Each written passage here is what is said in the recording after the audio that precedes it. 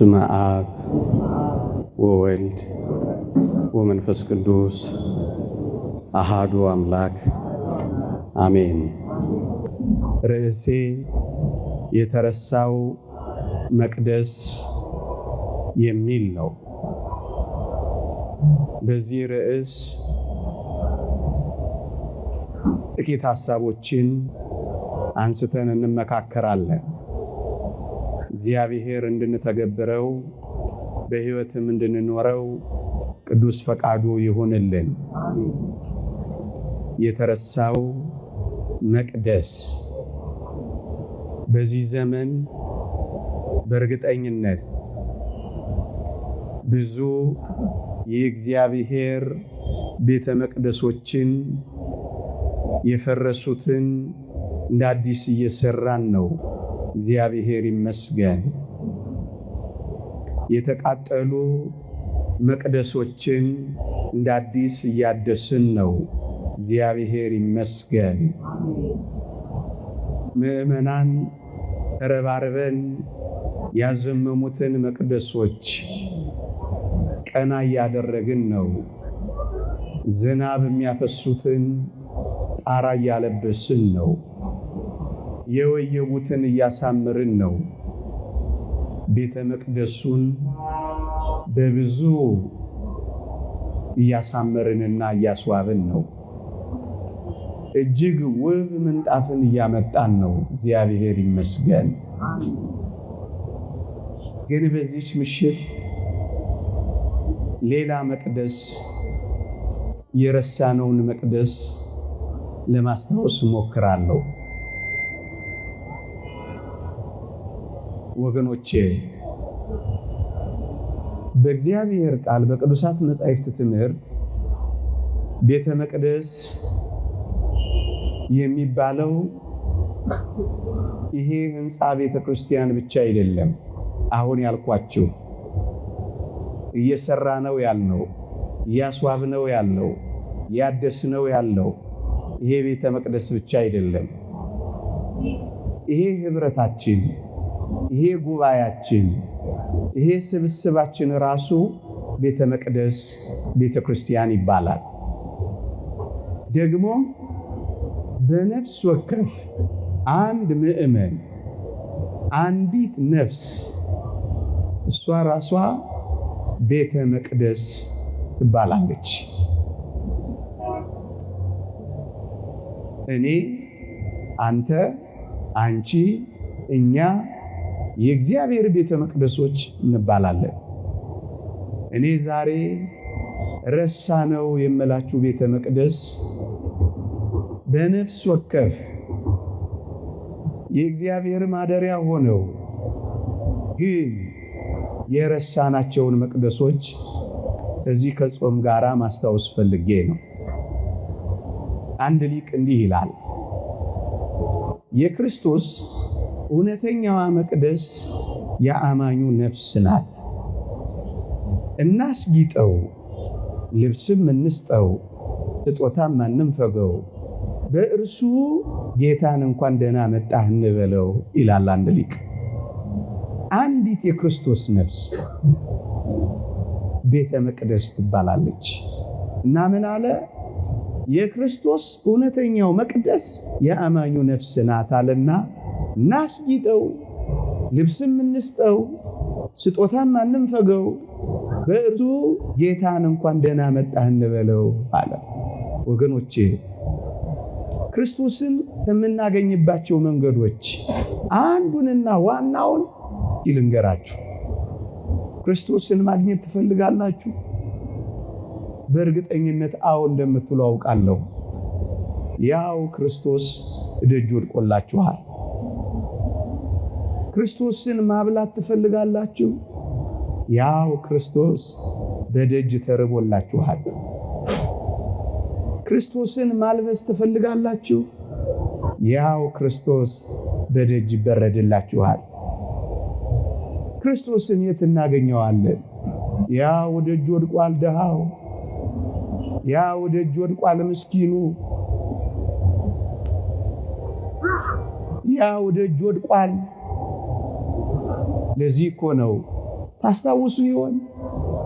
ክርስቶስ በመጨረሻው ዘመን በዕለተ ምጽአት ሲመጣ ምን አይነት ትምህርት እንደተማረ፣ ስንት ቀን ጉባኤ እንደተከታተለ፣ ስንት ገዳም እንደተመላለስን፣ ስንት ስብከት እንደሰበከ፣ ስንት ቅዳሴ እንደቀደሰ፣ ስንት ነጠላ እንደቀያየረ፣ ስንት አጽዋማት እንደጾምን የሚጠይቀን እንዳይመስላችሁ። ስለ ስጦታ ነው የሚጠይቀን። ብራብ አብልታችሁኛል ወይ? ብጠማ አጠጥታችሁኛል ወይ? ብታረዝ አልብሳችሁኛል ወይ? ምናልባት ደጋግማችሁ ስለሰማችሁት ልማድ አድርጋችሁ እንዳታዩት አደራ። የመጨረሻው የድህነታችን ጥያቄ ምን ስጦታ ሰጥታችሁኛል ነው የሚለው። ክርስቲያኖች፣ እኔና እናንተ የዳነው በስጦታ ነው። እግዚአብሔር የተወደደ ልጁን ሰጠን፣ ስጦታ።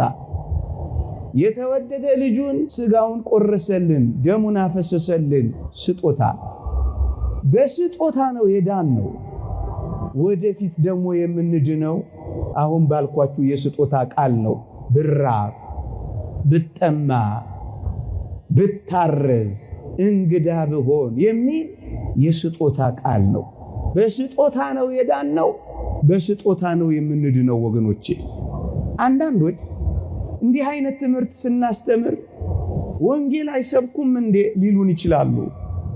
ወንጌል ማዕከሉ ስጦታ ነው ወገኖቼ።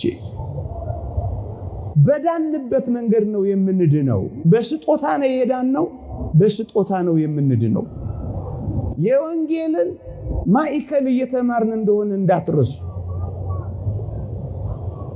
ወንጌል ማለት ይቺ ናት፣ መስጠት።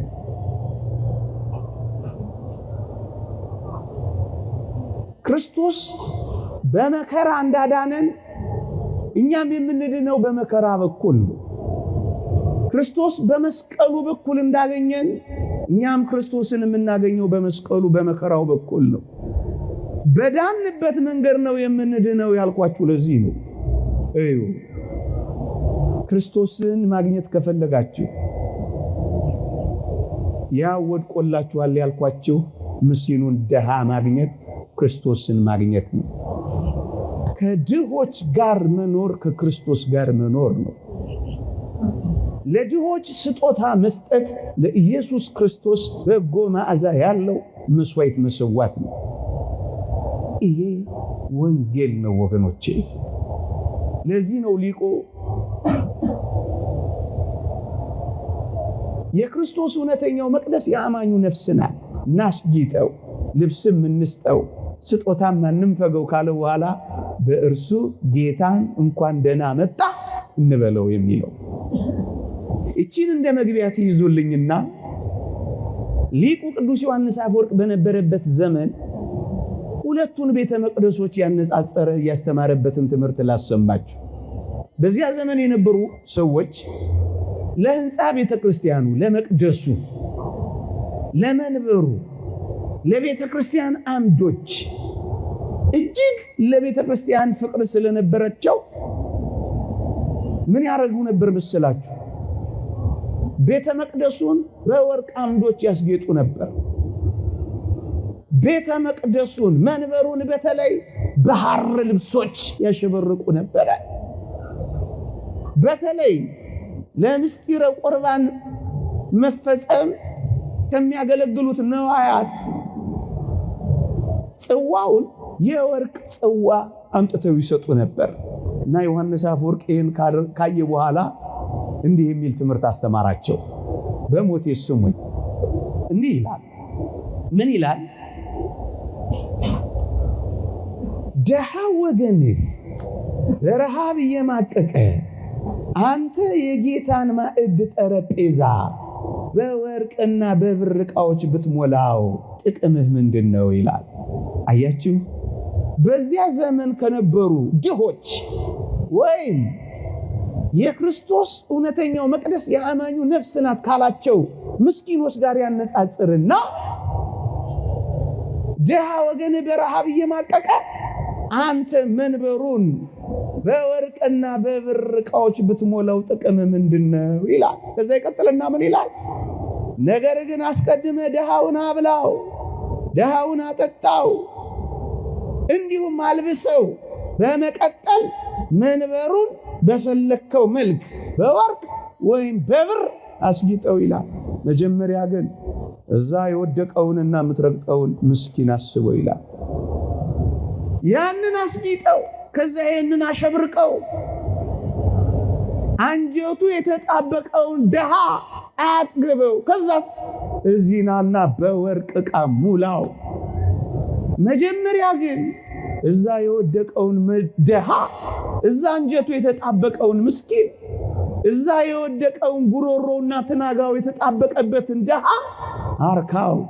ከዛስ እዚህናና የፈለከውን አድርግ፣ አሸብርቀው፣ አስጊጠው፣ አሳምረው፣ ተንግለው። መጀመሪያ ግን እዛ ያለውን ድሃ አትርገጠው። ያንን ረስተህ አትምጣ። እንደውም ይቀጥልና ምን ይላል መሰላችሁ? ለድሃው ጠብታ ታክል ቀዝቃዛ ውሃ እንኳን ሳትሰጠው የወርቅ ጽዋን ስጦታ አድርገህ ለእግዚአብሔር ታመጣለታለህን? አካሉን የሚሸፍንበትን እራፊ ጨርቅ ለድሃ ወገን ነፍገኸው መንበሩን በወርቅ ግምጫ ጨርቅ ታስጌጠዋለህን? እንዲህ በማድረግ አምላክህን በስጦታ ትሸነግለዋለህን ይላል። ያኛው በውሃ ጥም ተቃጥሏል። እዚህ የወርቅ ጽዋ ብታመጣ እግዚአብሔርን ልትሸነግለው ነው ብሎ ይገስጻቸዋል። ያኛው ራፊ ጨርቅ አጥቷል። እዚህ ሐር ጨርቅ ብታመጣ ማንን ልታስቀና ነው ይለዋል። መጀመሪያ ያኛውን አትርገጠው፣ መጀመሪያ ያኛውን አትናቀው፣ መጀመሪያ ያኛውን አትርሳው። ከዚያ ዚናና በፈለከው መልኩ አስጊጠው ይላል። እንደውም እንዲህ ይላል ከአነሳውነት ጋር አብሮ የሚሄድ የክርስቶስ አካል ጨርቅ አጥቶ በብርድ እየተጠበሰ በመንገድ ዳር ወድቆ የወገን ያለህ እያለ አንተ የቤተ ክርስቲያን አምዶች በወርቅ በመለበጥ ጌታን ደስ የምታሰኘው ይመስላል ይላል።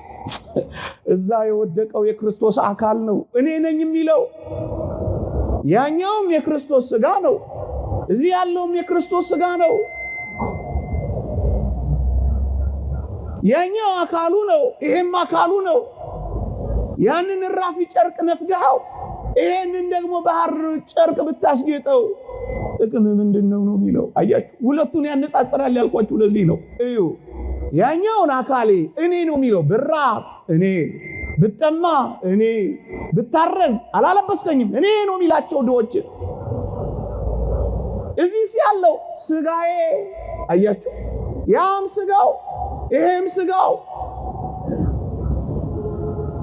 ያኛውን አራቁተኸው ይሄንን አሙቀኸው እንዴት ይሆናል ነው የሚላቸው ወገኖቼ። አያችሁ፣ ያኛውን የተረሳውን መቅደስ እንዳንረሳውና እንዳንተወው ነው ሊቁ ቅዱስ ዮሐንስ አፈወርቅ የሚነግረን። እስኪ እኔና እናንተን ትንሽ በዚህ ቃል የምር እንፈታተሽ። ክርስቲያኖች አይደለን እንግዲህ? እዩ ክርስቲያኖች፣ እስኪ ድግሶቻችንን ፈትሿቸው። እስኪ በዓላቶቻችንን ፈትሿቸው። እስኪ የሞት ዓመት ድግሶቻችንን ይዋቸው። እስኪ የሰርግ በዓላቶቻችንን ይዋቸው። እንደ ክርስቲያን በቤተ ክርስቲያን ያሉ በዓላቶቻችንን እንኳን እስኪ ተመልከቷቸው። እስኪ የምር እንፈታተሽ። ክርስቶስ ይገኝበታል፣ እግዚአብሔር ይጠራበታል።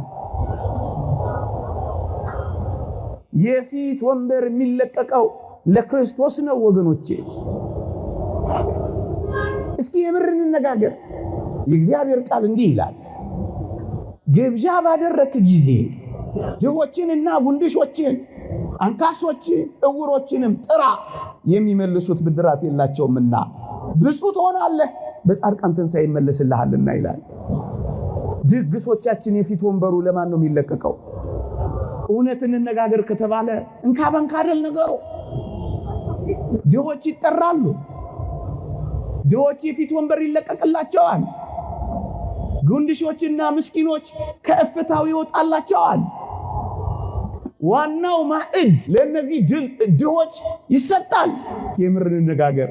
በዓላቶቻችን፣ ድግሶቻችን፣ ሙት ዓመቶቻችን፣ ዝክሮቻችን እስኪ የምር እንነጋገር። ክርስቶስ ይገኝበታል ወይ? እውነት እንነጋገር። ክርስቶስ በዘበኛ አልተባረረም። ብዙ እኮ ድግሶቻችን ዘበኛ አላቸው፣ ድሆች የሚባረሩበት። አሁን ክርስቶስ ይገኝበታል እንል ነው። ይቅርታ ላሳዝናችሁ ፈልጌ አይደለም፣ ግን እውነት መነጋገር አለብን። ድሆች ላይ በር አይዘጋም። አሁን ለክርስቶስ የተከፈተ በር አለን። ለድሆች በርና ልብ በተዘጋ ቁጥር እመኑኝ ለክርስቶስ በርና ልብ ተዘግቶበታል። ምክንያቱም እኔ ነኝ ነው የሚላቸው። እንዴ አንተያየም፣ እንተዋወቃለን እኮ። ድሆች እኮ ያሉት ፀሐይ ላይ ነው። ዘመዶቻችን፣ ወገኖቻችን እንካ ነው ያልኳችሁ የሚጠሩን እነሱ የፊት ወንበር ላይ አሸብርቀዋል። አይጠሩ ማለት አይደለም። ወንጌልም እንደሱ አይልም። ዋና ተጠሪዎቹ ግን ተረስተዋል። ድንጋይ ላይ ተጥለዋል። አይናችንን ያያሉ፣ እጆቻችንን ይመለከታሉ። በመልመጥመጥ አልቀዋል። በይሉኝታ ተጠምሰዋል። ጠራራ ፀሐይ ላይ በጋለ ድንጋይ ላይ አስቀምጠናቸዋል። ማን ነው እሱ? ክርስቶስ ነው። ሌላ ማን ነው? ተባሯል ስላችሁ ዙፋን ላይ ያስቀመጠንን ጌታ ድንጋይ ላይ ካስቀመጥነው እኮ ከርመናል። ማዞር ብሎ ያያቸዋል። ድግሶቻችን ለነሱ ቦታ የለንም፣ ቦታ የለም። ከዋናው ማዕድ ተገፍትረዋል። እፍታው ተትቶ ይቅርታ አርጉልኝ ለቋንቋዬ ሶፍት የተቀላቀለበት አሁንም ደግሜ እላለሁ ይቅርታ አርጉልኝ የተጋጠ አጥንት እንኳን ሳይቀር ወርውረንላቸዋል። ለውሻችን የማናደርገውን እንኳን ለድሆች አንዳንዶቻችን፣ ሁላችንም አይደለንም፣ አንዳንዶቻችን ማድረግ ጀምረናል። ክርስቶስ እንደዚህ ይጣልለታል? ለእንስሳ የማይደረገውን ክብር ይነፈገዋል እንዴ? ከፈለጋችሁ ማየት ትችላላችሁ። በየሆቴሎች ትርፍራፊዎች እንኳን ማግኘት ድሆች አቅቷቸዋል። በእርግጠኝነት ልንገራችሁ ትርፍራፊዎች እንኳን እየተሸጡ በጋራ እየገዙ ለመብላት አቅም አጥተዋል።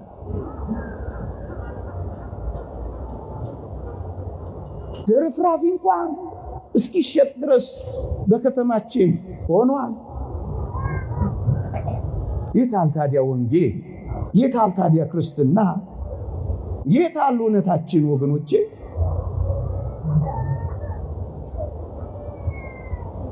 እንዲህ ይላል ሊቁ ዮሐንስ አፈወርቅ፣ አንተ ከተገቢው በላይ ትመገባለህ፣ ክርስቶስ ግን የሚያስፈልገውን እንኳን አልበላም ይላል።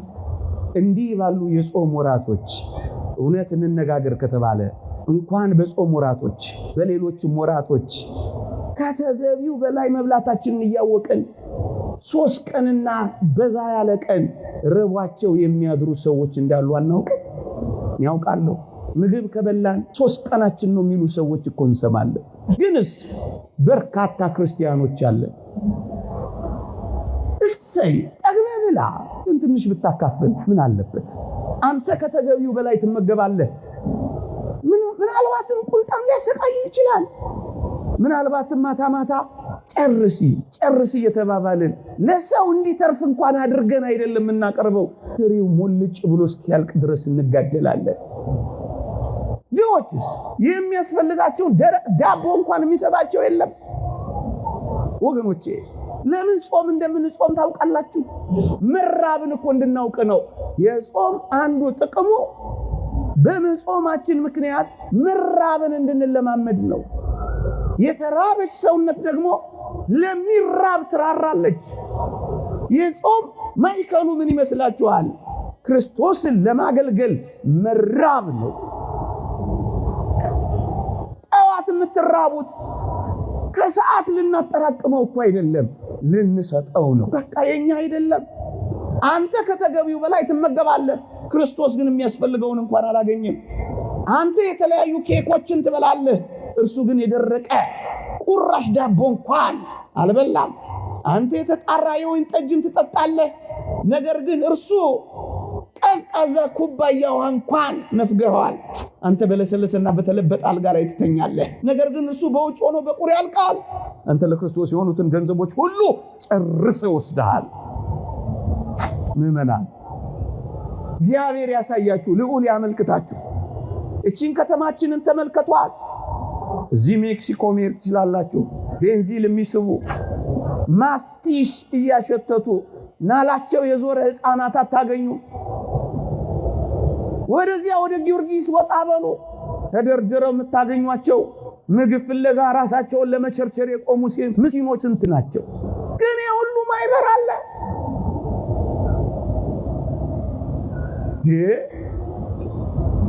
ስንቶች ናቸው ናላቸው የዞረው? ለምንድን ነው ብላችሁ ጠይቋቸው። ብርድ ስለበረደን ነው ይሏቸዋል። ለምንድን ነው ማስቲሽ የምትስቡት በሏቸው። ስለጠየቋቸው ነው። ሲርበን ያስረሳናል ይሏቸዋል። እኛ በማጥገብ ባናስረሳቸው እነሱ በተለያዩ ነገሮች ለጥቂት ጊዜ ይረሱና ለመጨረሻ ጊዜ ያሸልባሉ። አይዋቸው ሄዱ። የታለች ወንጌል? የታለች ክርስትና? ወንጌል ምንድነው? ጉባኤ ተሰብስቦ መስማት ነው። አንዳንዴ ያሳፍራል። የጉባኤቶቻችን ድምቀት የሚሆኑ ዲኮሬሽኖቻችን እንኳን ይዋቸው የብዙ 100 ሺህ ብሮች እግዚአብሔርን ሲያየው አዝነው። ልከኛና የተመጠነ ህይወት አለ።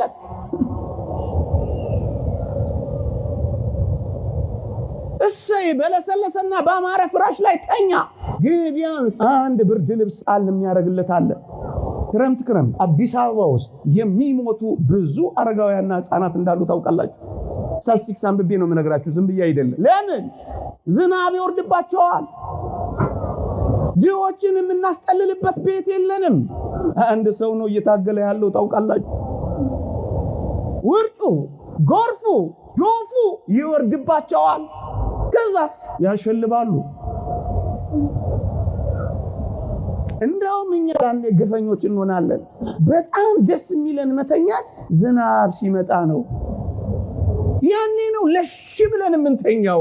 ዝናብና ዶፍ ሲመጣ ያኛውን ምስኪን ግን ማሰብ የለም። አንተ የክርስቶስን ገንዘቦች ሁሉ ሙልጭ አድርገህ ጨርሰህ ወስደሃል ነው የሚለው ሊቁ። ወገኖቼ እዚህ አስታውሳለሁ ከጥቂት ዓመታት በፊት የአስኮ መስመር ሲሰራ የሆኑ ህፃናት አገኘውና ይፈነድቃሉ። ክረምት ነው። ምን ሆናችሁ ነው የምትፈነድቁት አልኳቸው። ወደዛ አካባቢ ስራ ነበረኝ። እንዴ ጋሼ ክረምት እኮ ነው እንዴት አንፈነድቃሉ? ምን ነው አልኳቸው። ይኸውልህ መንገዱ ሲሰራ ትልልቅ ቱቦ መንገድ ላይ ይነጠፋል አሉኝ። እሺ አልኳቸው። ይኸውልህ ዶፉ ቢወርድ ጎርፉ ቢመጣ እኛ ይሄንን ትልልቅ ቱቦ G+1 እንገነባበታለን አሉ። ማለት አልኳቸው ውስጥ ገብተን እናድራለን። ከዛስ ክረምቱን ይወጣልን አላ። አየ ክርስቲያኖች ክረምት ብርድ ልብስ የምታለብሱ ክርስቲያኖች አላችሁ።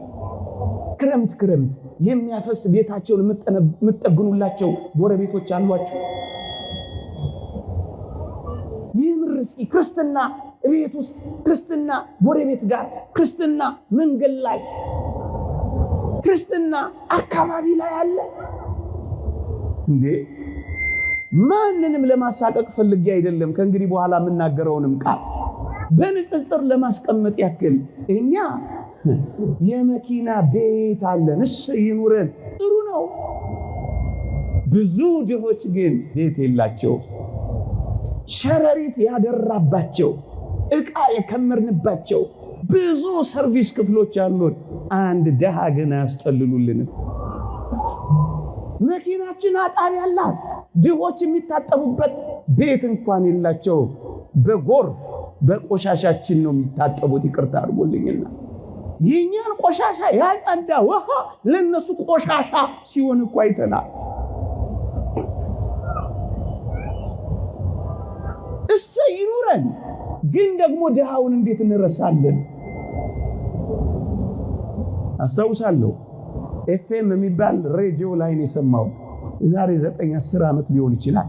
እዚህ እስጢፋኖስ አንዲት እህት ክፍለ ሀገር የምትኖር አንድ አጥማቂ የሚባል ነበርና እዛ 3 ህፃናት አሏት። ታማሚ ናት። ልትጠመቅ ትመጣለች እና እዛ ሰነባብታ መጠመቅ ፈልጋ ትመጣለች።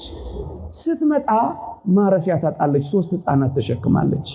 ታጠባለች፣ ግን ታማሚ ነች። አባ ከና ሚላት አጣች። የምታርፍበት መጠለያ የለም። መጠለያዎቻችን ተነፍጓታል። በጣም ብዙ ክርስቲያኖች አሉ። አንዱ እንኳን የሚያስጠጋት አልነበረም። ከፍለው እንኳን የሚያሳድራት ሰው ታጣለች። ለምና ቢቸግራት እዛው አንዱ ጥግጋት ሆነና መጠመቅ ትጀምራለች። ከጥቂት ቀናት በኋላ አንድ ልጇን እዛ እስጢፋኖስ ጀርባ ወንዝ አለ፣ ጅብ በላባት። ግን እኮ ብዙ ክርስቲያኖች አሉ፣ አቤት የሚያስቀድሱ የሚጸልዩ። አሁን ክርስትና ልጅ እንደው ላሳቅቃችሁ ላስጨንቃችሁ ፈልጌ አይደለም። የምር ግን ማሰብ አለብን። በዚህ ዘመን እንዴ የሚያከራዩ ተከራዮች በሆኑበት ዘመን፣ አዳ የለበሱ ሰዎች ከል በለበሱበት ዘመን፣ ኑሮ በጣም እየከበደ 3 የሚበሉ 1 መብላት ባቃታቸው በዚህ ዘመን፣ ዓለም በሙሉ ተረባርቦ ድሆችን ለመፍጠር በሚታገልበት በዚህ ዘመን ቢያንስ ክርስቲያኖች እያንኳኳን መመካከር የለብንም? በልተሃል ወይ? በልተሻል ወይ? እዛ ህንድ ማላንካራ የምትባል ቤተክርስቲያን አለች፣ የኦርቶዶክስ ቤተክርስቲያን። የመጀመሪያው ጥያቄያቸው ቁርስ በልተሃል? ምሳ በልተሃል? እየሰማችሁኝ ነው? ደህና ውለሃል? አይደለም እኮ የሚሉት በልተሃል ወይ? በጣም ብዙ መከራ ስላሳለፉ የትኛውንም ሰው ሲያገኙ በልተሃል? ምን ነው እንደዚህ ብንባባል በዚህ ዘመን? ረሃብ የለመደ ሰውነት ያላቸው ብዙ ናቸው። አንዳንድ እህቶች ይላሉ እኔስ እችለዋለሁ፣ ልጄም ረሃቡን እየለመደችልን ነው የሚሉ እንሰማለን እኮ። ወገኖቼ ቢያንስ 3 የምንበላ አንዱን ለሰው አንሰጥም? የታለች ጾም? የታለች ወንጌል? የታለች ፍቅር? የታለ ክርስቶስ? ክርስቶስ ከኛ ጋር አለ። ከጾም ጋር ይሄ ካልተደረገ የታለች ጾማችን? የተወደዳችሁ ኦርቶዶክሳውያን፣ ቁም ሳጥናችን በእርግጠኝነት በመቀየሪያ ልብሶች ተጨናንቋል። ይሁን እሺ፣ ጥቂት መቀየሪያ ልብሶች ይሁኑ። ቢያንስ አንድ ልብስ እንኳን ለድሆች የምናካፍለው የለም? እሺ፣ ዕቃ ይበርክትልን፣ ጥሩ ነው፣ ይሁን፣ ይሄም መጥፎ አይደለም። ግን ልዋጭ ከምንቀይርባቸው ዕቃዎች አንድ ልብስ ድሆችን እራፊ ጨርቅ ጣል አናረግም? ብዙ በምንለብሳቸው ልብሶችና ጌጦች ብዙ ድሆችን ማስቀናት አለብን። እውነት እንነጋገር ከተባለ ድሆች ፀሐይና ብርድ ይፈራረቅባቸዋል። አንዳንዶች በሞዴል መፈራረቅ ተጨናንቀናል። ግማሹን ብርድ፣ ግማሹን ሞዴል፣ ግማሹን ብራንድ፣ ግማሹን ብርድ ያጨናንቀዋል። ይሁን እሺ እናድርግ፣ መጥፎ አይደለም፣ ክፉ አይደለም። ማማር ግንስ በመጠን አይሆንም። እንዲህ የሆነ የሚቀጥል ይመስላችኋል? ድሆች በተራቡ ምስኪኖች በተጨነቁ ቁጥር ምን ሊሆን እንደሚችል አታውቁም። ወገኖቼ እውነት እንነጋገር ከተባለ ብዙዎቻችንን የሚወክል አይደለም አሁን ማወራው። አንዳንዶቻችን በአንድ የማዕድ ሰዓት 3 ማዕድ ሁሉ አለን፣ ግፈኛ ካልሆነን በቃ። ታርተር የሚባል አለ፣ ለዋናው ማንሸርሸሪያ፣ ሆድ ማዘጋጃ፣ ቀለል ማረጊያ ታርተር ነው የሚባል። ከዛስ ዋናው ማዕድ ይመጣል፣ ደግሞ እሱ በርከት ይላል፣ እሱንም እናነክታለን። ከዛስ አስጀምረና ከዋናው ማዕድ ቀምስ፣ ከዛስ ደግሞ መበተኛ አለ፣ ደግሞ ይዘው መሄድ እኮ አትፈልግም። ዴዘርት ነው የሚባለው። በቀን አንድ ጊዜ የሚበላ በ3 ቀን አንድ የሚበላ ባለበት በአንድ ሰዓት 3 ቀን በዚህ ዘመን ልከኛ ነው። በመጠን ብናላ አንዱን እንኳን ብናካፍለው ቴካዊ አድርገን ወስደን ብንሰጠው፣ እሺ ይህን ሁሉ አናድርግ። በወር አንድ ድሃ ምን መጸውተው የለን? በቀን ተውት፣ በሳምንት ተውት፣ በወር አንድ ድሃ ቤታችሁ ይጎበኛል። ክርስቶስ ይመጣል። ወይ? ቤታችሁ ክርስቶስ አለ ወይ? የታለች ወንጌል? የታለች ሕይወት? ወገኖቼ የታለች? እውነትን እንነጋገር ከተባለ እንዲህ ይላል አንድ ሊቅ፣ ክርስቶስ በረሃብ ምክንያት ለሞት ከተቃረበ በጌጣጌጥ ያሸበረቀው ማንነት ለአንተ ምንድን ነው ይላል። አዎ ፍቅር ማለት እኮ ይሄ ነው፣ መስጠት። በቃ ክርስቶስ በረሃብ ምክንያት ለሞት ከተቃረበ ያንቺ ወርቅ ምንድን ነው እህቴ? በቀደም አንዲት ሴት አይቻለሁ ልበል፣ እዚህ የመቄዶንያ የስጦታ መርሃ ግብር ላይ ፀሐይ በልቷል፣ ጉልበቷ ከርቷል፣ የልጅነት የሰበሰበችውን ወርቄ ለነሱ ነው። ወንጌል ማለት ይሄ ይመስለኛል። ድሆችን በወርቅ ማስቀናት ይገባል። በረሃብ ለሞት ምክንያት በረሃብ ከተቃረበ እነዚህን ጧፎች ግን ትንሽ ደቂቃ ልታጠፏቸው ትችላላችሁ ከቻላችሁ። ባትለምዱ ጥሩ ነው። ጉባኤ አይደለም፣ የእግዚአብሔር ቃል አይደለም፣ ሊከበር አይገባም። ይልቅ የእግዚአብሔር ቃል በልባችን እንዲበራና እንዲነድ ደቂቃ እንፍቀድለት። የግድ ማብራት ካለባችሁ ደግሞ ወጣ ብላችሁ አንድ ጥግ ይዛችሁ አብረታችሁ መሄድ ካለባችሁ፣ ስለት ካለባችሁ አላውቅም፣ እሱን ዝርዝሩ ትንሽ ደቂቃ ብቻ ለእግዚአብሔር ቃል እንዲነድ ፈቃዳችሁ ይሁን። ከቻላችሁ፣ ካልቻላችሁ አብሮ ግን አይመስለኝም። ከቻላችሁ እንዲህ ይላል እግዚአብሔር ቃል አንደኛ ጢሞቴዎስ መልእክት ምዕራፍ 2 ቁጥር 8 እግዚአብሔርን እንፈራለን ለሚሉት ሴቶች እንደሚገባ መልካም በማድረግ እንጂ በሹሩባና በወርቅ ወይም በእንቁ ወይም ዋጋው እጅግ በከበረ ልብስ አይሸለሙ ይላል መጽሐፍ ቅዱስ። ልድገመው፣ ጮክ ብዬ ላንብበው። እግዚአብሔርን እንፈራለን ለሚሉ ሴቶች እንደሚገባ መልካም በማድረግ እንጂ በሹሩባና በወርቅ ወይም በእንቁ ወይም ዋጋው እጅግ በከበረ ልብስ አይሸለሙ። ይህ ክርስቲያኖች ጌጥ ምንድን ነው? መልካም ማድረግ፣ እንግዳ መቀበል፣ ድሆችን ማብላት፣ ማጠጣት፣ ማጥገብ። እናንተ እህቶቼ በጣም ውብ መሆን ትፈልጋላችሁ? ድሆችን የሚያበላ ማህበር መስርቱ። የጥንቷ ቤተክርስቲያን ምን ታደርግ እንደነበር ታውቃላችሁ? በሳምንት ማለዳ እሁድ ማለት ነው፣ በሰንበት ቅዳሴ ያስቀድሱና ለድሆች ገንዘብ ስብሰባ ይደረግ ነበረ። ልድገመው፣ የገንዘብ መዋጮ ነበረ። ለማንም ይከፋፈል? ለድሆች። ቅዱስ ጳውሎስ የቆሮንቶስን ቤተክርስቲያን የገሰጸው ለምን ይመስላችኋል? ይህን መልእክት ጽፍላችሁ የማመሰግናችሁ አይደለም ያለው ለምን ይመስላችኋል? ድሆችን ስለረሳችሁ ነው የሚላቸው። ድሆችን የረሳ ወንጌል ምንድን ነው? ድሆችን የረሳ ሕይወት ምንድን ነው? ይልቁኑ ማጌጥ ማሸብረቅ ከፈለጋችሁ መልካም አድርጉ።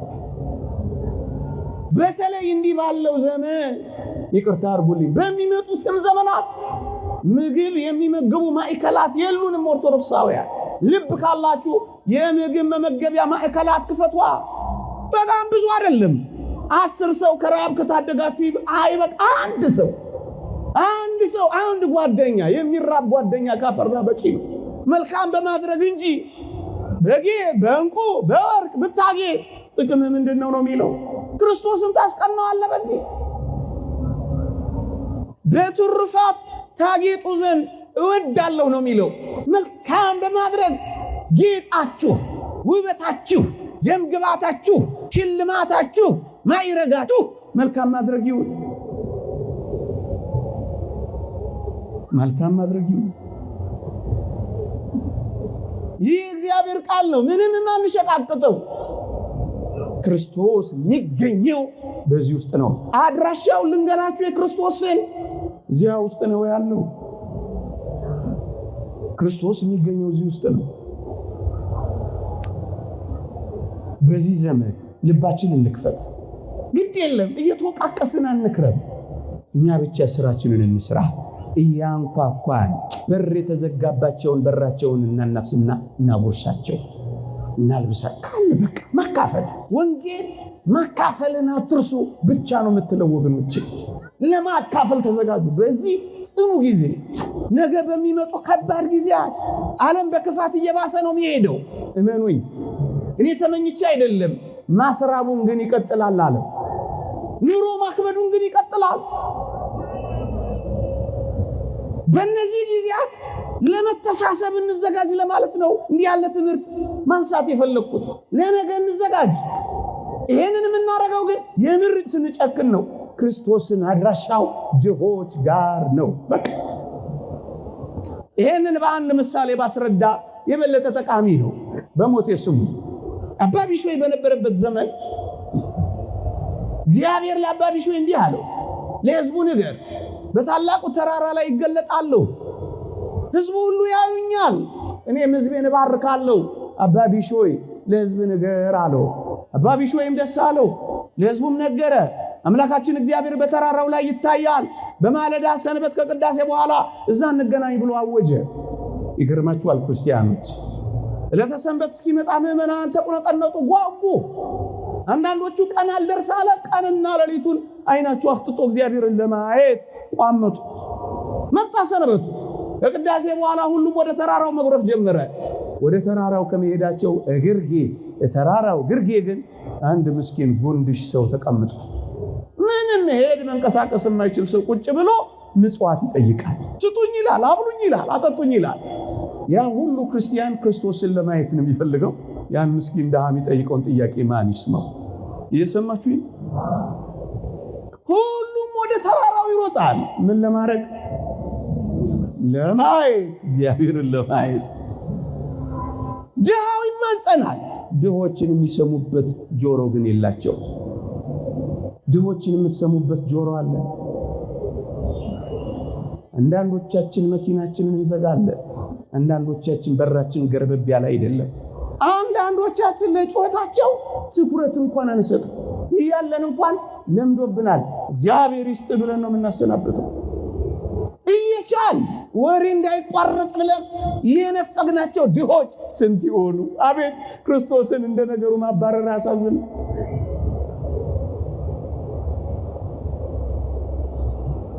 ሁሉም ወደ ተራራው እየተንደረደረ ወጣላችሁ። እውነተኛ ታሪክ ነው የምነግራችሁ። መጨረሻ ላይ የመጣው አረጋዊው አባ ቢሾይ ነበር ወደ ተራራው ለመውጣት። ህዝቡ ሁሉ ከወጣ በኋላ ስዕሉን ብታዩት ያሳዝናችኋል። መቋሚያውን ይዞ ተራራው ግርጌ የደረሰው አባ ቢሾይ ነበር። ከዛ ምን ሆነ መሰላችሁ? ያ ጉንድሽ ምስኪን ሰው አባቴ ሆይ የት ነው የምትሄደው አለው። ዛሬ እግዚአብሔር አምላካችን በተራራው ላይ ይገለጥልናል፣ አምላካችንን ለማየት ነው የሚሄደው አለው። አባቴ እባክህን እኔም አምላኬን እንዳይ ፍቃድ ይሆን ይዘኸኝ ሂድ አለው። በእውነት ስዕሉን ተመልከቱት፣ እንዴት ይደንቃል! በተጋድሎ በጎበጠ ወገቡ፣ በተጋድሎ በደከመ ሰውነቱ፣ በተጋድሎ በተንቀጠቀጠ ጉልበቱ ዝቅ አለና ይሄን ጉንድሽ ተሸከመዋል። ስዕሉን ይዩት፣ እንዴት ያሳዝናል! ከዛስ ተራራውን ተጋፈጠዋ፣ መቋሚያውን ምርኩዝ አድርጎ። እናንተ ክርስቲያኖች የተሸከማችኋቸው ሰዎች አሉ። ስንቶችን ተሸክማችሁ ይሆን? አውቃለሁ ኢትዮጵያውያን ሰውን እንደምንሸከም እናውቃለን። ልክ ነው። ወላጆቻችሁን የተሸከማችሁ ወጣቶች ታድላችሁ። የጎደላቸውን የምትሞሉላቸው የተሸከማችኋቸው ያልሰለቻችኋቸው ታድላችሁ። ባሎቻችሁን የተሸከማችሁ ሚስቶች ምንም ስለሌላችሁ ያልተዋችኋቸው ታድላችሁ። ልጆቻችሁን የተሸከማችሁ ወላጆች ታድላችሁ። አንዳንዶች ፊት የሚነሱ አሉ አይደለ? አላመጣሽ ውጭ የሚሉ ስንቶች እዚያ የሊቢያ በረሃ የበላቸው ስንቶች አሉ። ምንም ስለማያመጡ የተባረሩ ፊት የተነሱ የተገለመጡ አንዳንዶች ሊኖሩ ይችላሉ። ኢትዮጵያውያንን በብዙ አይመለከትም። ግን ትሸከማላችሁ ወይ? ወንድሞቻችሁን ትሸከማላችሁ? ዛሬ ሊያጣ ይችላል፣ ነገ ያገኛል። አሁን ግን እሸከመዋለሁ ብላችሁ ብዙ ነገር እኮ ነበር ምናምን እያላችሁ ማትመጻደቁ እህቶቻችሁን የተሸከማችሁ ዘመዶቻችሁን አቤት ታድላችሁ። ያጡትን የነጡትን ዕውቀት ኖሯቸው እዚህ ግባ የማይባል ይሄ ዓለም ዕውቀት እንደሌላቸው የጣላቸውን የተሸከማችሁ አባ ቢሾይን ተመልከቱት። የጎበጣችሁ ካላችሁ ምንም አልጎደለባችሁ። ክርስቶስን አይታችሁታል። ክርስቶስን አግኝታችሁታል። በእርግጠኝነት ነው የምንላችሁ። በርከክ ብላችሁ ተሸከሙ። ሰራተኞቻችሁን ትሸከማላችሁ። ተውጥዶች አጠገባችሁ ያሉ ምንም የሌላቸውን ሰዎች ትረዳላችሁ ወይ? ትሸከማላችሁ ወይ? አንዳችሁ ለአንዳችሁ ሸክም ነው የምትሆኑት። አንዳችሁ ለአንዳችሁ መሸከም ነው የምትችሉት። ኢትዮጵያውያን ይልቁንም ክርስቲያን ኦርቶዶክሳውያን ግድ የላችሁ፣ እንሸካከል። ዘመን ማለቁ አይቀር። ብዙ አይደለም፣ አጭር ነው። 3 ምግብ የመጣው በአንድ ጊዜ በቀን 3 የበላው በ3 ቀን አንዴ የበላው እመኑኝ እየኖርን ነው። የላመ የበላው የጣመ የጠጣው አሸር ባሸር የበላው እመኑኝ እየኖርን ነው። ምንም ለውጥ የለው። ሁሉም ይረሳል። አሻራው ጥሎ እንደማልፍ መርከብ ነው። በጣም ይረሳል። ቅድም የበላችሁ ጣፋጭ ነገር ትዝታው እንኳን ይረሳል። እናንተ አጭር ነው። በጣም አጭር ነው። ይሄንን ላሳያችሁ አጭር እንደሆነ የአንድ ምግብ የአይን ውበቱ ስታዩት ያለው ውበትና የምግብ ግርማ ሞገሱ በእጃችሁ ጠቅልላችሁ አፋችሁ እስክትጎርሱ ድረስ ነው። ከዛ በኋላ አታዩትም። ለእይታ በጣም አጭር ነው። ለእይታ ብቻ እንዳይመስላችሁ፣ ለጣዕም እንኳን በጣም አጭር ነው። ወይ ሲጣፍጥ በጣም አጭር። ከየት እስከ የት? ከምላስ እስከ ጉሮሮ ነው። ለአጭሩ እኮ ነው መከራ እየበላን ያለ ነው። ምን ይታበቃ ቆርሰን የምናጎርስ ቀደን የምናለብስ። ይቺ ግን የዘላለም ናት፣ አጭር አይደለችም። አጭር አይደለችም በፍጹም። አባ ቢሾይ ተሸክሞ ኖረ። ኢትዮጵያውያን እንደሚሸከሙ እናውቃለን። በቅርቡ የሰማሁትን ታሪክ ልንገራችሁ። አንድ ወላጅ አባት ነው። ለልጆቹ ምሳሳን ጥቅጥቅ አድርጎ ይሰጣል አሉ። ቋጥሮ ይልካቸዋል አባት። እሱስ የሚበላው ስለሌለ ባዶ ምሳሳን ይዞ መስሪያ ቤት ይሄድላቸዋል። ከዛስ ምሳሳ ሲደርሱ ሌሎች ሁሉ ከፈት ሲያረጉ አውቋሉ በፌስታል ምሳሳኑን ይዝና በመካከላቸው ይንጎራደዳል። ምን ለማለት ይዣለው እኮ ቀላል ሰው አረጋችሁኝ እንደ ይላል። እየሰማችሁኝ ነው? እኔ ትንሽ ቆይቼ ነው የምበላው ይላል። ግን ምንድነው? ባዶ ነው። ልጆቹን ያጠግባል፣ እሱስ ይራባል። ይሄ ነው መሸከም። አንዳንድ አሉ ማታ ለሚጠጡበት ለሚያጌጡበት። ወገኖች አታጊጡ አትዋቡ ግን እያልኩ አይደለም፣ እግዚአብሔር በሚያውቀው። ግንስ በመጠን አይሆን። ለጥፍር የሚወጣው ወጪ እንዴት ይደንቃል! የሚቀጠል ጸጉር የሚወጣው ወጪ ኢንቨስት የሚደረገው ፋብሪካ ይመስላል አንዳንዶች ጋር። ምን ነው ግፍ አልሆነም? ራሳቸውን ማኖር ያልቻሉ ብዙዎች ባሉበት ክርስቲያኖች እንዲህ ሊያደርጉ ይገባል። አንዳንዶች አንገስጽም። እንዲህ አይነት ደግሞ ወላጆች አሉ። እጃቸውን ሻካራ አድርገው እየተንቀጠቀጡ እየሰሩ ልጆቻቸውን የሚያጠግቡ ታድለው። እነሱ በበረሃ በብዙ ተቃጥለው ወላጆች ልጆቻቸውን ሰማይ ያደረሱ ደግሞ የሚመሰገኑ አሉ። አቤት ታድለው፣ አቤት ታድለው። መሸከም ማለት ይሄ ነው። ንስሐ አባቶች ልጆችን መሸከም፣ የልጆቻቸውን ረሃብ የሚያውቁ ንስሐ አባቶች የልጆቻቸውን ረሃብ መሸከም አለባቸው። የአንደኛው ልጃቸውን ጥጋብ ያውቃሉ፣ የአንደኛው ልጃቸውን ረሃብ ያውቃሉ። እንዳይጠግብ በልኩ እንዳይራብ ደግሞ በመጠኑ አከፋፋይ ሊሆኑ የሚገባቸው ንስሐ አባቶች እዚህ ላይ ሊሰሩ ይገባል። በባጋቸው ዳቦ ይዘው የሚዞሩ ካህናት እንዳሉ እንሰማለን። ለተራቡ ልጆቻቸው የሚያበሉ። ወንጌል ማለት ይሄ ነው። ሌላ ወንጌል ምንድነው? አሁን ይሄንን ያወራነውን ሁሉ አንድ ሰው ካልኖረበት ምን ትርፍ አለው? የጆሮ ቀለብ ሳይሆን የህይወት ቀለብ እንዲሆን እኮ ነው ወንጌል የሚዘረጋው። ተግባር ክርስቶስ የሚገኘው አባ ቢሾይ ተሸከመውና ወጣ። ከዛስ ክርስቶስ ቢጠበቅ የለም። እየሰማችሁ ነው? ቢጠበቅ የለም። ሊታይ የተናፈቀው ቀረ ዘገየ። አባ ቢሾይ ምን ነው የነገርከን እውነት አይደለም? ኧረ ጌታዬ ቃል ገብቶልኛል። በሕይወቴ ሁሉ አንድ ቀን እንኳን ሊቀር ዘግይቶብኝም አያውቅም። በትክክል ያናገረኝ እገለጥልሃለሁ ነው ያለኛል። ትንሽ ጠበቁት፣ አሁንም አልመጣም። ምዕመናን ተቁነጠነጡ፣ ትዕግስታት። ከዚያስ ድምፅ ሰማ። አባ ቢሾይ ምን የሚል? ልጄ ቢሾይ አቤት ተገልጬልሃለሁ እኮ። ጌታ አለ ተሸክመኝ አይደል እንዴ ያለው? ምን ተሸክመኛል? እናንተ ነው የተሸከምኩት። ታዲያ ምንድነው? ለካ ተሸክሞት ወጥቷል። እየሰማችሁኝ ነው?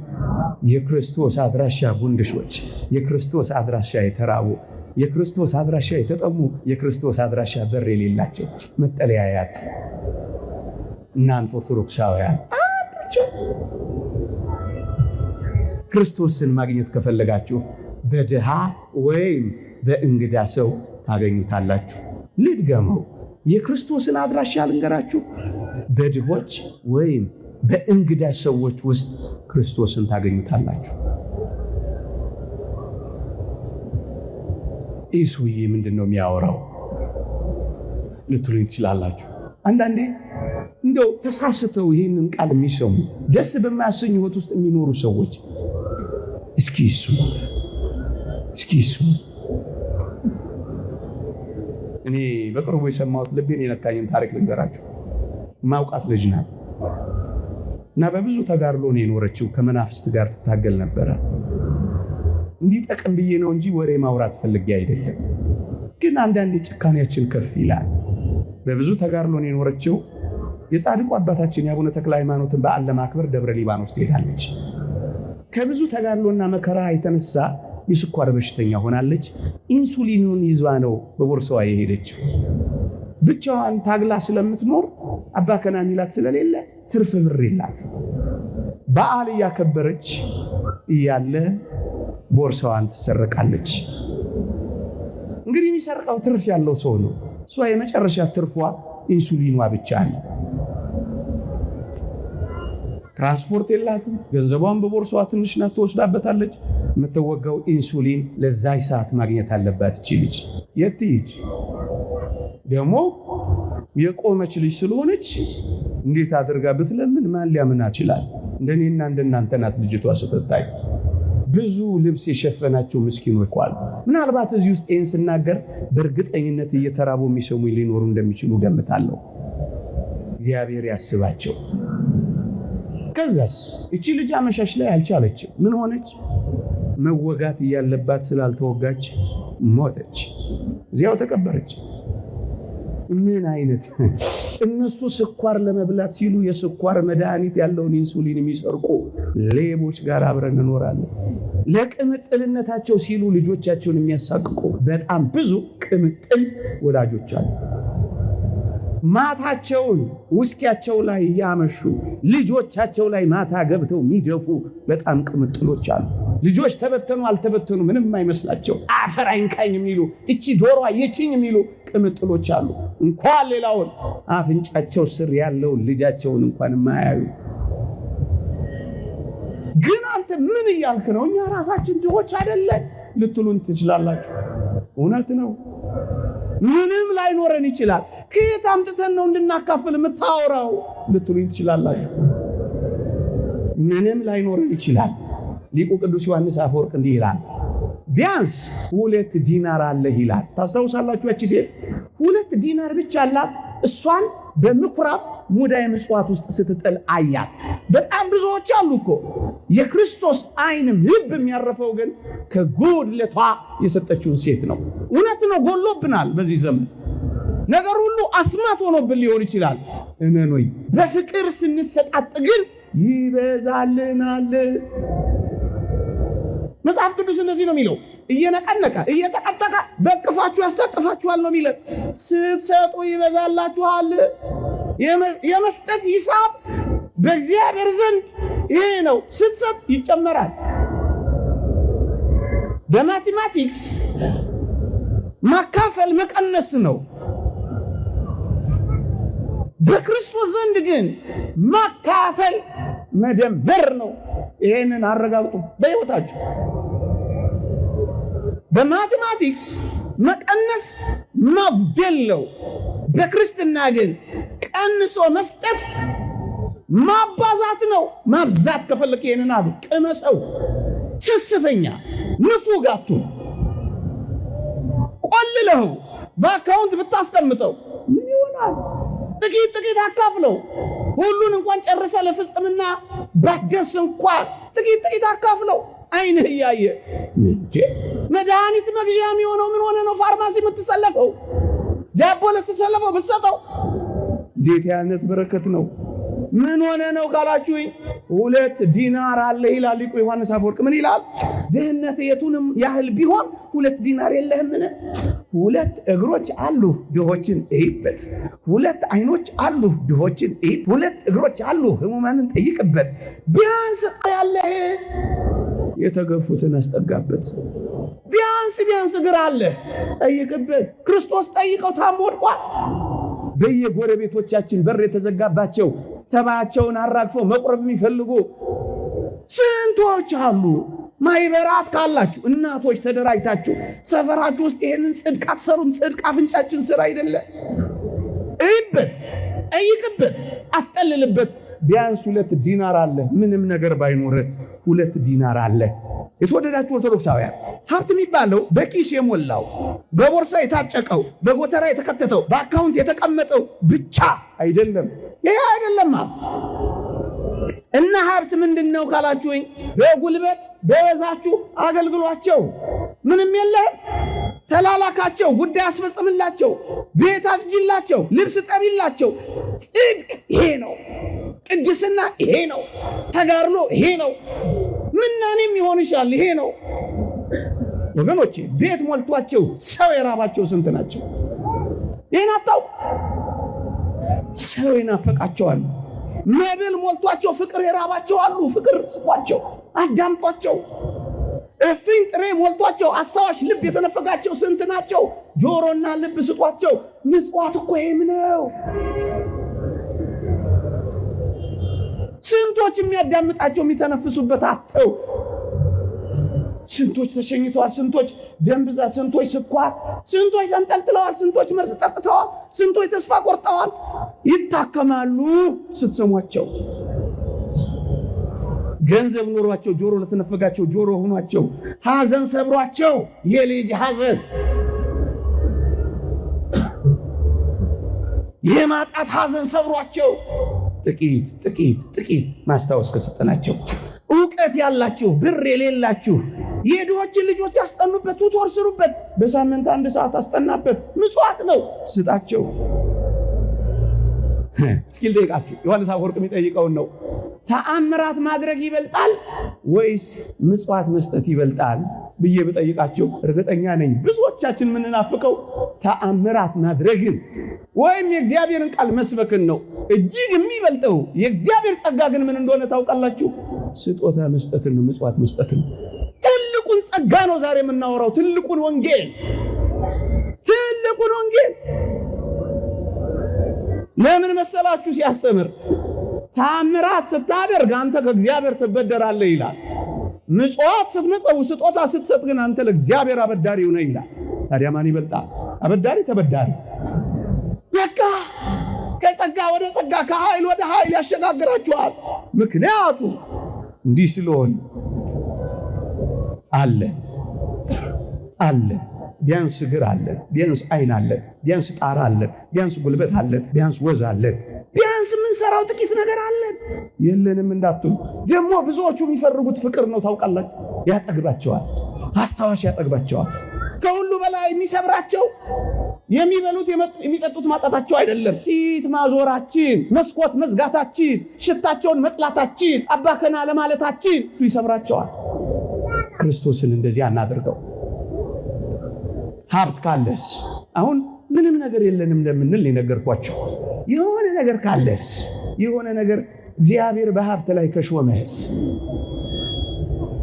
እግዚአብሔር ጥቂት ነገር ከሰጠሽስ፣ እንዲህ በሉ ይላሉ ሊቃውንት፣ በሀብት ላይ እግዚአብሔር የሾመኝ እኔ እንዳከፋፍልለት ነው። አከፋፋዮች ነን። እደግመዋለሁ፣ የክርስቶስን ገንዘቦች ሁሉ ለኔና ለእናንተ ጭርስ አድርገን እንድንወስድ አይደለም እንድናከፋፍል ነው እግዚአብሔር የሰጠን። ይሄው እኔ አሁን ትንሽ ያለችኝን እየመጸወትኩ አይደለም፣ ደግሞ እናንተ ትመጸውታላችሁ። እግዚአብሔር ሁሌ ይሰጠን የለ ካለ ሁሌ ትሰጣለህ።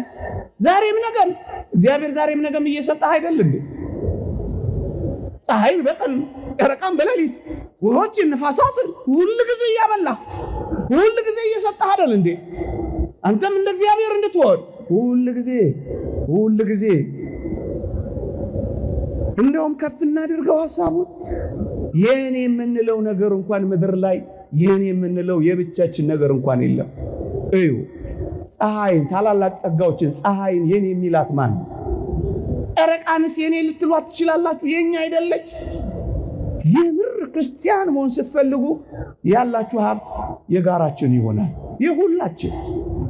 ያንተ ኪስ የኔም ይሆናል።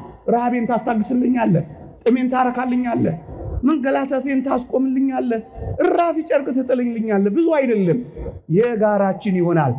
ታላላቅ ጸጋዎችን የኛ የምንል ከሆነ ታናናሾቹ የኛ ማድረግ ላይ ነው የምንሰራው ወገኖቼ። እንዲህ በል ይላል ማር ይስሐቅ፣ እንደውም ግሩም ቃል ይናገራል። በዝናብ ያበቀለው በፀሐይ ያበሰለው የእግዚአብሔር ገንዘብ ነው ብለህ በትህትና መጽውተው ይላል። የኔ አይደለም የማን ነው? እንዳልተቀበለ ሰው የምትመካው አንተ ማን ነው ይላል ንዑድ ክቡር የሚሆን ሐዋርያ ጳውሎስ። ብዙዎቻችን ኩሮችና ተመኪዎች ሆን የሆነ ነገር ስለሰጠን እግዚአብሔር ባለቤቱን ሁሉ ረሳል። የእግዚአብሔር ቃል እንዲህ ይላል፣ በልብስ ጌጥ አትታበይ፣ በከበርክበትም ወራት ራስን አታኩራ ይላል።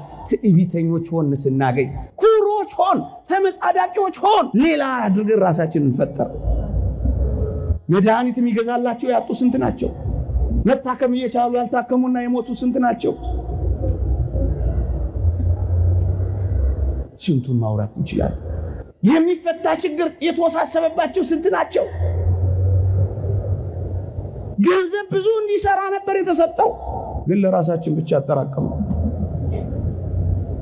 ሶስተኛ የመጨረሻው ምክሬ ነው ለዚች ምሽት። ሀብትህን በጣም ትፈልገዋለህ፣ ንብረትህን በጣም ትወደዋለህ፣ ገንዘብን በጣም ትወዳለህ። እንግዲያውስ አንድ ምክር ልምከርህ ይላል አንድ ሊቅ። እኔ ገንዘብን በጣም የምትወዱ እጃችሁን አውጡ ብላችሁ ደስ ይለኝ ነበር፣ ግን አንዳንዶቻችሁ ያው ጉባኤ ስለሆነ ቤተክርስቲያን ስለሆነ አትወዱም አይደል? አትወዱም አይደል? ለምን ልፈትናችሁ እጅ አውጡ ብዬ? ምን በወጣኝ እናንተን ፈተና ልፈትን? የፈተና ጣቢያ አላረገው መቼም ይሄን ጥያቄ ጠይቄ። ግን ምክሩን ብቻ እናስተላልፍ። ሊቃውንቱን ምን ይላሉ? ገንዘብህን በጣም ከወደድከው፣ ሀብትህን በጣም ከፈለግከው ይላሉ፣ በድሆች ሆድ ውስጥ አድርግና ወደ ሰማይ ላከው። እየሰማችሁኝ? ወዴት ላከው? በጣም የምትወዱት ከሆነ የድሆችን ከርስ መባ አድርጎ የሚቀበላት ስጦታ መባ ምጽዋት ናትና በድሆች ሆድ ውስጥ ወደ እግዚአብሔር ወደ ሰማይ ላኳት። በጣም ትወዱታላችሁ ሀብታችሁ፣ በጣም ትወዱታላችሁ ገንዘባችሁ፣ በጣም ያስፈልጋችኋል ንብረታችሁ፣ ወደ ሰማይ ላኳት። እየሰማችሁ? ወዴት ላኳት? ፈቃደኞች ናችሁ? ወደ ሰማይ። በዚህ በምድር ላይ ብታስቀምጡት ብልና ዝገት ይበላዋል፣ እውነት ሐሰት። በዚያ ግን ብልና ዝገት አይበላውም፣ እውነት ሐሰት። በዚህ ብታስቀምጡት ሌቦችን ይስባል፣ አጥሩን ጥሰው ግድግዳ ምሰው ግንብ አፍርሰው ጉድጓድ ቆፍረው ይሰርቁታል፣ እውነት ሐሰት። በዚያ ግን የሚደረመስ ግንብ የለም፣ በዚያ ግን የሚቆፈር ጉድጓድ የለም፣ በዚያ ግን የሚዘለል አጥር የለም። የሚበልጠው ቦታ ምን በሉት? ላኩት። በጣም ትወዱታላችሁ፣ እዛ ይጠብቃችኋል፣ ላኩት። የምር እንነጋገር። ላይመስላችሁ ይችላል፣ ተረት የሚመስላችሁም ሊኖር ይችላል፣ ግን የተረጋገጠ እውነት ነው የምንነግራችሁ። የምንጨምረው ቲዮሪም የምናገኘውን ፍልስፍና የለንም። ባንክ ከማስቀመጥ በላይ ድሆች እርቃን ላይ አስቀምጡት። አክሲዮን ከመግዛት በላይ ድሆች ሆድ ውስጥ አድርጋችሁ ላኩት። የት ይጠብቃችኋል? የት? በሰማይ። እስኪ ልጠይቃችሁ፣ መጽሐፍ ቅዱስ ላይ አልዓዛርና ነዌ የሚባሉ ባለጸጎች በዚህ በሉቃስ ወንጌል ምዕራፍ 16 ላይ እንዳሉ ታውቃላችሁ አይደል? ተመራችኋል አይደል?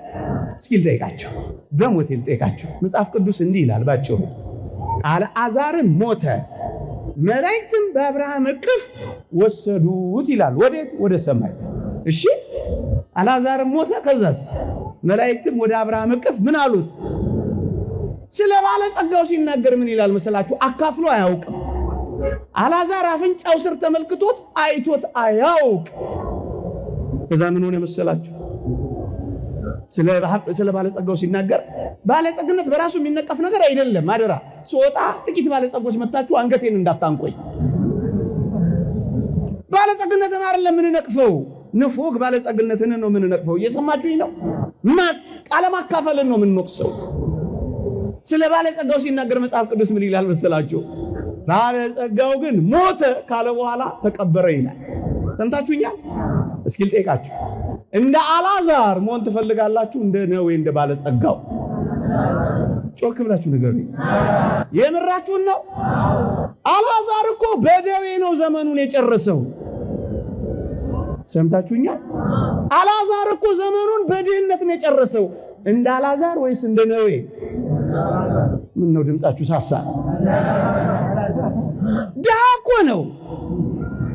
ይሁን እንደ አልዓዛር እንዴ? ውሾች ቁስሉን ሲልሱለት የሚያባረርበት እኮ ጉልበት አልነበረው። እንደ አልዓዛር እንደ ነዌ? የምራችሁን ነው? ተው። ኧረ ደህና ናቸው እነዚህ። አልዓዛር እኮ የሚጠጋበት ቤት የሚበላበት ምግብ የለውም እኮ። እንደ አልዓዛር እንደ ነዌ? የምራችሁን ነው? እኔ እየተደነቅኩ ነው በዚህች ምሽት። ለምንድን ነው ግን እንደዚህ የመረጣችሁት? ለምን? ከድህነት ጋር ደዌ፣ ከደዌነት ጋር መተው፣ ከመተው ጋር ቁስል። አስታማሚዎቹና ተንከባካቢዎቹ እኮ ውሾች ናቸው። የአልዓዛር እንደ አልዓዛር ወይስ እንደ ነዌ? የምራችሁን ነው? ለምን? ምን አንዲት ቃል ያሸነፈቻችሁ በእርግጠኝነት ምን የምትል? አልዓዛር ሞተ፣ መላእክትም በአብርሃም እቅፍ። ፍጻሜውን አይታችኋል? ፍጻሜ ጅማሬ። እንግዲህ አውሳታችሁን ወደ ሰማይ ላኳል። በአመፃ ገንዘብ ለራሳችሁ ወዳጆችን አብጁ፣ በሰማይ ይቀበሏችኋል። እየሰማችሁኝ ነው? እቅፋቸው ውስጥ ትገባላችሁ። መልአከ ብርሃን የመጨረሻ ንግግሬ፣ መልአከ ብርሃን ሰላማ የሚባሉ ኢትዮጵያ ውስጥ ይኖሩ ነበር አሉ በጥንቱ ዘመን። እና ምን ያደርጋሉ መሰላችሁ? ዋና ስራቸው መመጽወት መስጠት ነው። ስጦታ ነው ዋና ስራቸው። እየሰማችሁ ነው? ከዛ ያዩዋቸው ሰዎች ምን አሏቸው መሰላችሁ? አንተ መልአከ ብርሃን፣ አቤት፣ እንደዚህ ሀብትህን የምትበትነው ገንዘብህን እንዴት ብትጠላው ነው? አትወደው አሏቸው አሉ። ባትፈልገው ነው እንደዚህ የምትበትነው አሏቸው አሉ። መልአከ ብርሃን ምን ብለው መለሱ አሉ? እኔ ልጆቼን ኋላ ወደ ምን ሄድበት ሀብቴንና ንብረቴን አስቀድሜ ብልከው ወደድኩት ወይስ ጠላሁት አሏቸው አሉ። ወደዱት ወይስ ጠሉት? ወደዱት ወይስ ጠሉት? ኋላ ወደ ምን ሄድበት አስቀድሞ መላክ ጥሩ ነው ጥሩ አይደለም? ሀብታችሁን ከፈለጋችሁ ንብረታችሁን ከፈለጋችሁ አስቀድማችሁ በድሆች እርቃን ላይ በድሆች ሆድ ውስጥ አስቀድማችሁ ወዴት ላኩት? ወዴት ላኩት? ይልቁንም በዚህ ዘመን አደራ ብዙ እየተወቃቀስ ብዙ እየተወጋገዝ እየኖርን ሊሆን ይችላል። እውነት ነው፣ ሁሉ ነገር ከብዷል። አንድ ነገር በማድረግ ግን አንዳችን ለአንዳችን ማቅለል ይገባል። እንተሳሰብ። ይቆየን። የእግዚአብሔር ቸርነት፣ የእመቤታችን አማላጅነት፣ ቅዱሳን በረከት ረድኤት አይለየን። እንድንኖረው እግዚአብሔር ይርዳ። አሜን።